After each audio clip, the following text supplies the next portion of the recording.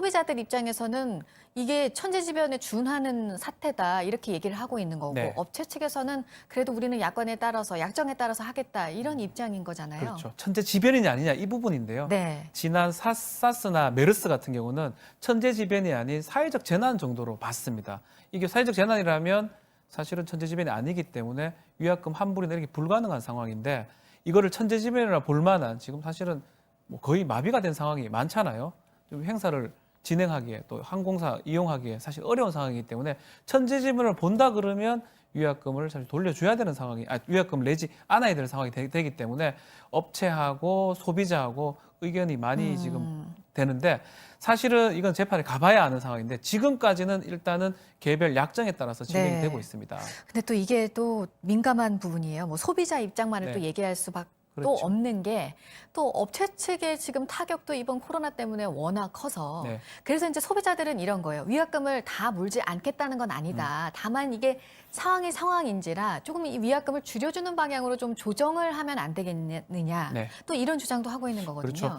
궁극적으로는 만약 이 다툼이 계속된다면 재판에 갈 여지가 있는 거지만 일단은 뭐 정부에서도 그렇고 이 소비자랑 업체랑 좀 협의가 됐으면 좋겠다라는 그런 측면이고요. 지금은 뭐 천재지변으로 보고 있는 상황은 아닙니다. 해석을 또 달리 할 여지는 있지만요. 그렇기 때문에 아직까지는 업체하고 소비자하고 개별적으로 이제 얘기가 되고 있는 그런 상황입니다. 네.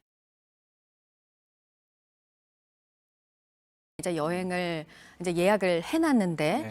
또 공항에 가기도 겁나고 또 이곳저곳을 또 접촉해야 되니까 그냥 여행을 취소해야겠다 이런 분들이 요즘 많으셔서 근데 이제 취소를 하면 문제가 수수료잖아요. 네. 근데 지금 각 나라별로 수수료를 받을 수 있느냐 없느냐가 좀 다릅니다. 네. 일단 중국의 경우에는 수수료가 없는 거죠? 맞습니다. 지금 취소 수수료가 지금 문제되는데 원래 규정상으로는요. 4단계 여행 금지를 내렸을 때는 수수료가 면제가 되는 게 맞는데 지금 3단계인 후베이성 같은 경우는 여행 자제거든요. 자제고 또 철수 권고 지역이죠. 3단계. 그리고 다른 곳은 지금 마카오, 홍콩 같은 경우는 여행 자제입니다. 지금 정부에서 3단계, 2단계 정도 했던 곳은 항공사 그 항공기 취소 수수료를 지금 면제하는 걸로 좀 했습니다. 그렇기 때문에 중국하고 홍콩, 마카오 이런 곳에 갈 때는 지금 항공기 취소를 한다 하더라도 수수료를 내지는 않게 되는 그런 상황입니다. 그러니까 이 수수료 체계는 보니까 그러니까 정부에서 여행 경보를 어떻게 발령하느냐에 맞습니다. 따라서 영향을 받게 되는 건가요? 원래는 4단계 중에 네. 여행 금지일 때는 수수료를 면제해줘야 됩니다. 음. 그래서 3단계가 철수 권고 이런 거거든요. 2단계는 자제고요. 3단계, 2단계는 사실은 명확한 규정은 없습니다. 그래서 지금 단계에서 3단계, 2단계도 수수료를 면제해주고 있고 다만 항공사에서 미리 고지하고 그 고지 날짜 이후에 취소를 해야지만이 수수료가 면제된다는 것을 좀 참고를 해야 될 것 같습니다. 네. 그리고 취소되는 행사들도 있어요. 뭐 너무 결혼식 많아요. 같은 경우는 이거는 좀 바꾸기가 뭐해서 일단 네. 오실 분들만 오셔라 이렇게 하시는 것 같고 뭐 예를 들어서 아이의 돌 파티다, 그렇죠. 돌잔치다 이거는 좀 이렇게 취소를 할 수 있는데 네. 이걸 취소할 경우에도 또 수수료 부담이 있는 거잖아요. 위약금이 큽니다. 예식업이나 돌잔치 같은 식당업은 위약금이 최소 40%까지 되기 때문에 60%까지 되기 때문에 취소가 많긴 한데요. 이것도 일반적으로는 그 개인의 고객의 사정으로 봅니다. 그런데 다만 위약금이 상당히 큰 경우는요. 소송이나 어떤 소비자원을 통해서 좀 위약금 조정 신청을 할 수는 있을 것 같아요.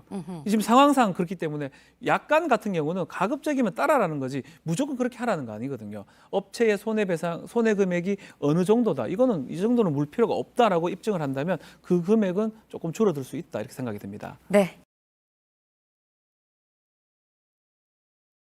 그러니까 이 지침을 어긴 경우 있잖아요. 네. 그러니까 어떤 경우가 있었냐면 나가서 이제 식사를 한 경우 그렇죠. 정부가 지금 검토를 하고 있어요. 처벌할 수 있는지. 법적으로는 위반입니다. 네.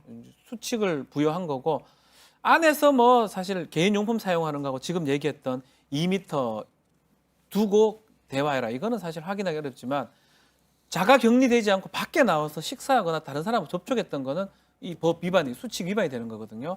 그러면 일단은 벌금에 처할 수 있는 범죄를 저지른 걸로 보고 다만 이제 그걸 수위를 어느 정도 할 것인가는 이제 좀 정해야 될 부분이 아닌가 생각이 듭니다. 네. 근데 메르스 때 이걸 위반해서 처벌이 된 사례가 있었다고요? 꽤 많았어요. 위반자가 있었거든요. 네. 그렇다고 하더라도 벌금형 300만 원 이하입니다. 어. 그래서 뭐 징역이 되는 경우는 아니고요. 100만 원 벌금 받은 경우도 있고요. 음성이 나중에 판정받았었거든요. 또 선고유예라고 뭐 크게 처벌 안 받은 경우가 몇 번 있습니다. 네. 그러니까 이런 회사들이 있다는 거죠. 해외여행만 갔다 와도 좀 자체적으로 자가격리를 해라. 네. 이건 어떻게 볼 수 안 있을까요? 돼요. 네. 근로기준법 위반이 될 수가 있습니다. 그러니까 사업주 입장에서는 뭔가 문제가 되고 네, 혹시나 문제가 퍼질 될 수 수 있기 있으니까. 때문에 해외여행 갔다 왔으니까 그만하라고 할 수 있는데 이거는 뭐 정부에서 할 수 있는 부분이에요. 기본권의 제한이라는 거는 정부가 아닌 일반 업체에서 만약에 이렇게 무리하게 했으면 근로기준법 위반이 되고 휴가가 아닌 휴업이 될 수가 있습니다. 그럼 문제가 돼서 처벌까지는 안 되겠지만 뭐 비용을 지불한다든지 문제가 될 여지가 상당히 큽니다. 그러니까 이거는 근로기준법에 위반이 되는 건가요? 그렇죠. 그러면? 내가 원할 때 휴가를 쓸 수 있는 거예요. 음. 내가 원할 때 휴가를 쓸 수 있는데 사업주가 필요해서 휴가를 써라고 할 수는 없는 거거든요. 그럼 휴업이 되는 거고 휴업이 된다면 그 사업주가 한 70%에 해당하는 또 비용을 지불하고 그 임금료를 지급하고 이런 법적 문제가 발생할 수가 있습니다. 네. 그럼 이 부분도 좀 더 구체화를 해서 뭐 그렇죠. 해외에서 왔는데 뭐 어떤 경우 뭐 증상이 맞습니다. 있다거나 그런 경우로 좀 더 구체화하면 또 혼란이 줄지 않을까 이번 싶고요. 경험을 토대로 하면 어쩌면 사업주가 적극적으로 대처하는 것도 필요한 부분도 있는 거거든요. 감염병 예방법에 이런 것도 규정을 정확하게 둬가지고 다만 이제 업주가 마음대로 할 수는 없겠죠. 뭔가 보건당국하고 긴밀한 접촉 후에 어떤 조치를 취할 수 있고 그 조치를 했을 때 법적으로 문제가 없다라는 어떤 규정이 필요하지 않을까 생각이 듭니다. 그리고 신도들의 경우에는 이제 신천지 신도임을 숨기고 네. 지내다가 이제 확진 판정을 받은 사례들이 그동안 많았잖아요. 그렇죠. 그 사람들을 그냥 처벌하기는 좀 어려워요. 처벌하기 어려운데 그 사람들이 예컨대 자가격리라든지 수칙 같은 것을 거부했을 때 지키지 않았을 때 감염병 예방법상으로 처벌이 가능하고요. 역학조사를 할 때 허위로 한다든지 한 다음에 처벌이 가능합니다. 그 부분은 지금 방역 당국에서 지금 그 부분 끝나면 입건할 생각으로 지금 보입니다. 네, 특히나 이렇게 자신이 신천지 신도임을 숨긴 사람 중에 공무원이 있었다는 네, 점은 이거는 또 어떻게 처벌이 이거는 될 수 관계 있을까요? 당국에서 징계를 지금 할 생각이거든요. 네. 이 부분도 법 위반인데 이걸 처벌하거나 할 수는 없는 상황인데 관계 당국에서 엄중하게 징계 조치까지 내린다고 지금 밝히고 있는 그런 상황입니다. 네. 아이들이 학교도 못 가고 네. 유치원도 못 가고 지금 3주 동안 못 가게 되는 거잖아요.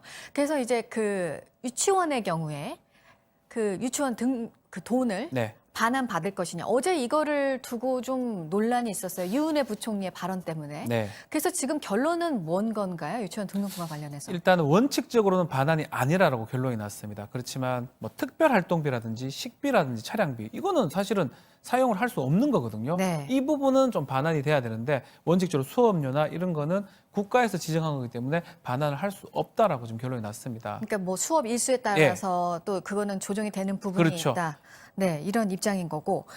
유치원의 수업료 반환 문제는 그렇고 지금 대학에서는 또 등록금 네. 문제가. 근데 이거는 또 월 단위로 돼야 되는 건데 지금 3주라서 그렇죠. 좀 어렵다는 그런 문제인 거죠. 학교, 대학 같은 경우는 온라인 얘기도 하고 있고 지금 휴업 좀 하고 있는 상황인데 월이나 학기 단위로 이렇게 대학금 등록금 규칙이 돼 있습니다. 네. 월이 아닌 2주, 3주 때는 환불이 불가능하고 또 환불을 한다고 하더라도 이게 강제 조항이 아니고 임의 조항, 재량 조항입니다. 환불을 할 수 있다 돼 있거든요. 그렇기 때문에 여러 가지 상황을 봤을 때는 환불을 할 가능성은 좀 적어 보이는 상황입니다. 대학교 등록금 같은 경우는요. 뭐 온라인 교육으로 하겠다 뭐 이렇게 네. 대학별로 얘기는 하고 있지만 사실 그렇게 강의를 할 수 없는 또 분야들이 있잖아요. 실기 학과들이. 같은 네. 거요. 실기가 필요한 거, 또 그리고 반드시 대면을 해서 해야 되는 그런 수업들이 있습니다.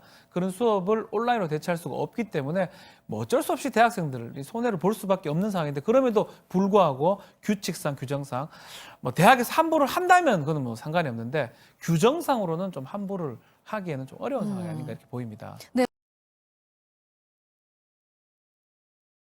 학원에 학원의 경우에 정부가 일단 휴원 권고는 했는데 운영을 하는 곳들이 있고, 근데 운영은 하지만 또 내 아이를 보내기는 좀 어려운데 학원비를 또 돌려받을 수 있겠느냐 그 동안. 네. 지금 학원법에는 어떻게 되어 있습니까? 자, 근본적으로는 이게 강제가 아니고 권고를 한 거거든요. 네. 가급적이면 학원을 하지 말아 달라라고 정부에서 요청을 한 거고요. 그렇기 때문에 학원법에 따르면 사실은 임의적인 선택으로 봐야 됩니다. 그래서 원칙적으로 학원법에 따라서 일정 일수가 되면 돌려줄 수가 있는데 일정 일수가 아니면 돌려주지 않아도 되거든요. 그래서 지금 다 다른 것 같아요. 학원에 따라서 돌려주는 경우도 있고 또 돌려주지 않는 경우도 있고 결국 지금 학원에 따라서 재량으로 지금 판단하고 있는 것으로 보입니다. 네, 계속 말씀드리지만 이게 뭐 처음 겪는 사태여서 여러 가지 뭐 기준도 그렇고 기준이 아직 없다고 예, 봐야 되는 게 맞겠죠. 혼란이 계속 좀 어느 정도 이어지지 않을까 네. 싶습니다.